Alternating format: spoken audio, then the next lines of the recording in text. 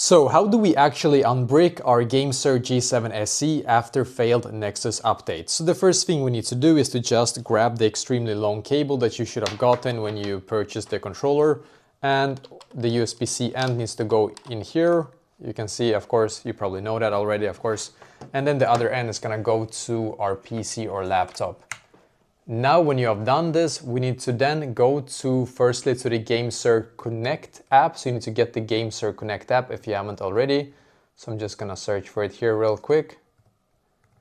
Gamesir Connect, I believe I have it actually. Oh, here it is, sorry guys, yeah, here it is. Gamesir Connect. So I'm just gonna open that app up here real quick. So now you can see, you should be able to see something like this, device not recognized or something along that line. But don't worry, now what I'm going to do, I'm just gonna remove the cable here from my controller. And now what I'm going to do after that is to just hold this button here and this button at the same time. So just hold them at the same time while you're also connecting the controller again. So just hold them. And you can see it's gonna say upgrading right here, which is perfect. So now just wait for this one to upgrade successfully. You can see it says upgrade successful, which is great. It's gonna probably shake the controller, which is a good sign.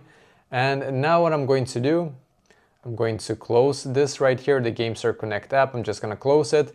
And instead I'm going to go to the Gamesir Nexus app now, you can see.